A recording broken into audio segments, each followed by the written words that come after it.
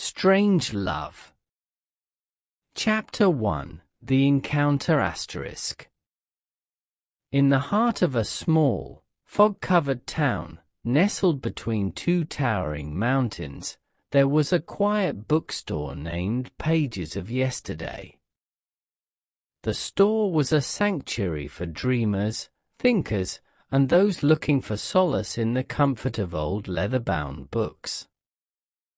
It was here that two seemingly ordinary people were about to meet in the most extraordinary of ways. Eva, a reserved woman in her late 20s, had always loved books more than people. She worked as an assistant librarian and spent her free hours wandering the aisles of Pages of Yesterday, often losing herself in novels that transported her to distant lands. Her hair was dark, her skin pale, and her eyes, though deep, often looked distant, as though she was always thinking of something far away. One rainy afternoon, as Eva walked into the store, her mind wandered to a new mystery novel she had started reading. As she stood near the fiction section, her attention was pulled to a man standing at the back of the store.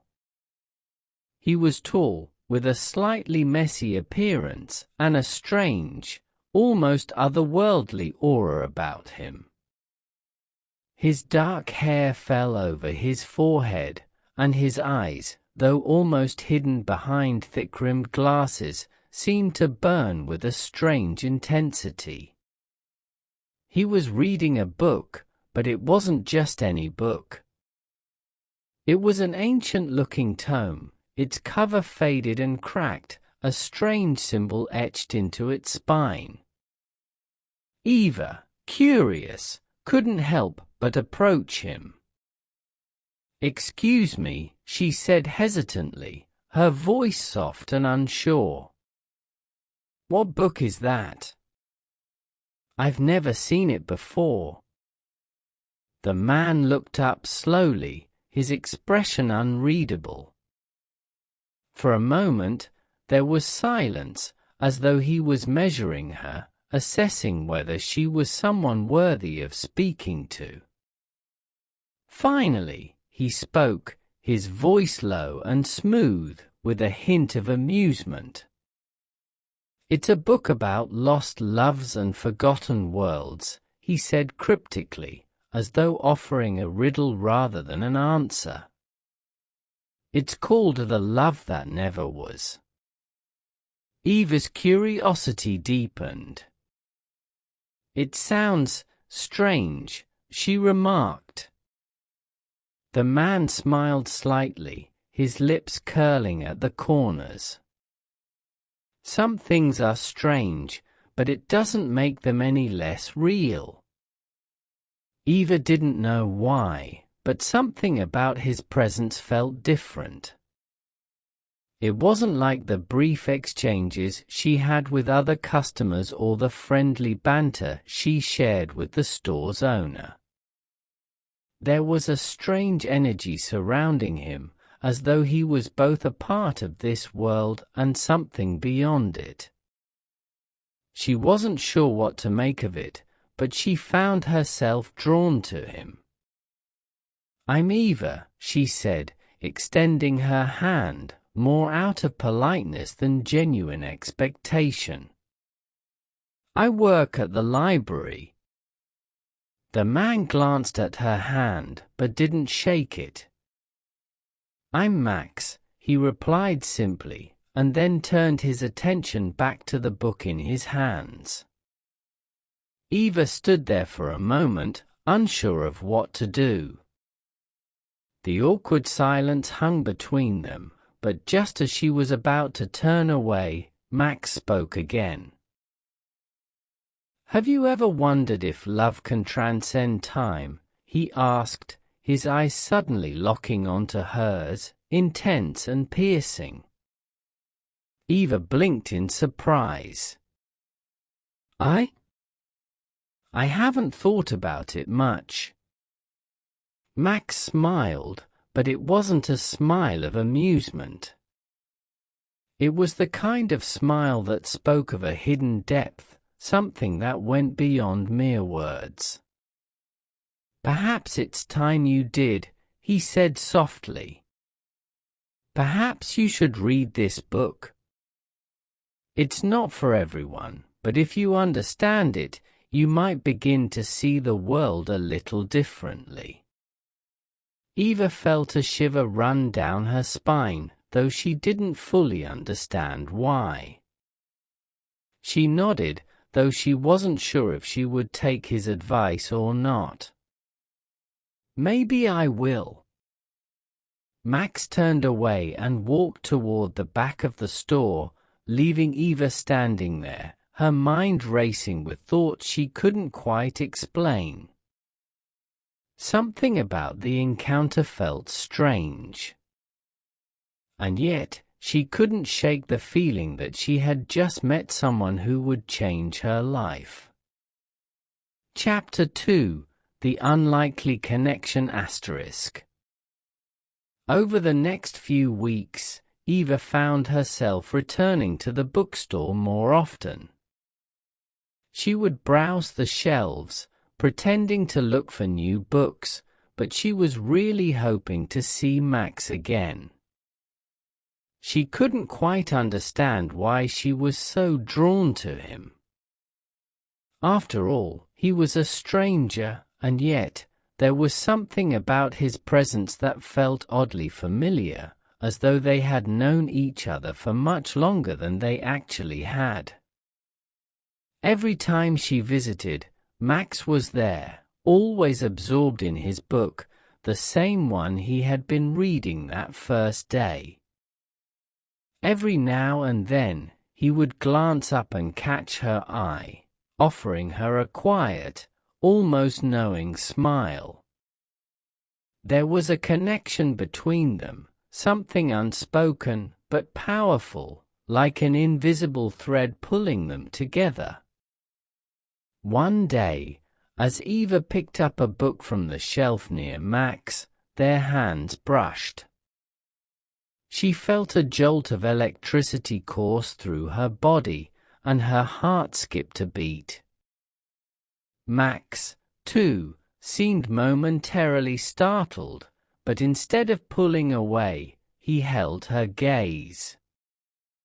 "Funny," he murmured, his voice barely above a whisper, "how a simple touch can feel so much."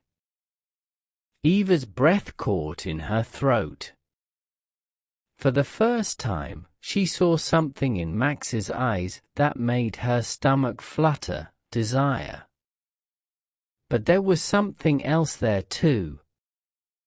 A sadness. A sense of longing. Before she could say anything, Max stood up, his hand gently brushing against hers again as he walked toward the door. "I'll be back tomorrow," he said, his words laced with something she couldn't quite place.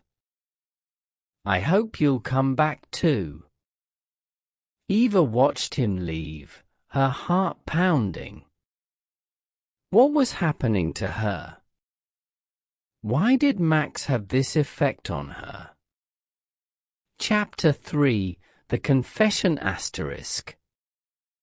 Days turned into weeks, and the strange attraction between Eva and Max grew stronger. But Eva had started to feel something deeper, something more than just an attraction. She was falling for him, despite the mystery surrounding him, despite his cryptic words and enigmatic demeanor. One evening, as the sun set and the bookstore grew quiet, Eva couldn't hold back any longer. She had to know the truth. She had to know what was behind Max's strange behavior and his words. She approached him as he sat in his usual spot, reading his book. Her hands trembled slightly as she spoke. "Max," she began, her voice wavering. "What is this book really about? And why do I feel so connected to you?" Max looked up, his expression unreadable for a moment, before he closed the book and set it aside. He looked at Eva, his gaze softening, and for the first time, he seemed to open up.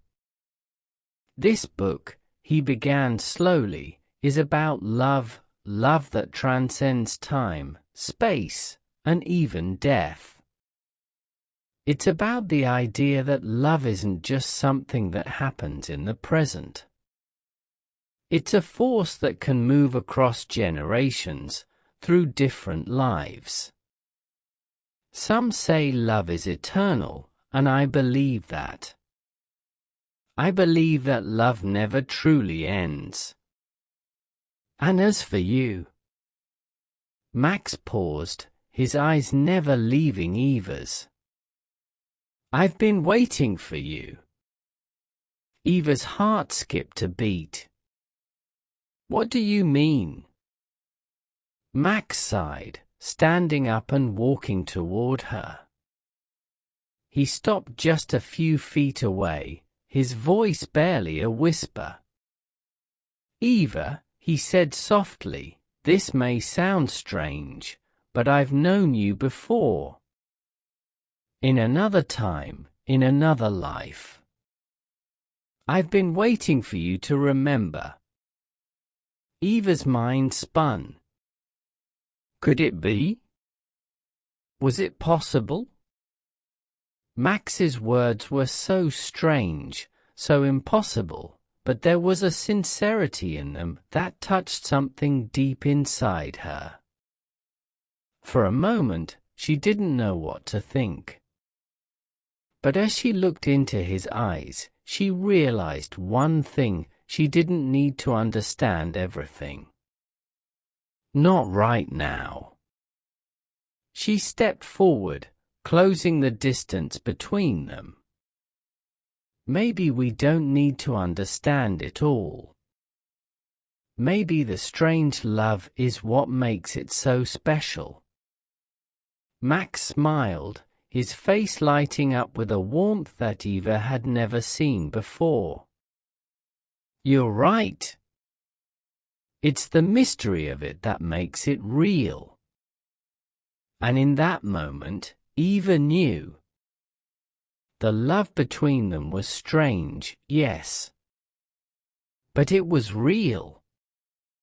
Chapter 4: The Forever Love Asterisk. Over the years, Eva and Max's strange love grew stronger. They didn't try to make sense of the inexplicable feelings they had for each other. Instead, they embraced the mystery, letting it guide them. They traveled the world, seeking the answers to questions no one else dared to ask, but they never truly found the origins of their connection. It didn't matter. What mattered was that their love transcended time, space, and reason. And in the end, they learned that sometimes, the most powerful love is the one you can't explain. It's the strange love that defies logic and makes you believe in magic. The end. Did you enjoy this story? Like the video and comment. Subscribe channel. See you the next video. Have a nice day.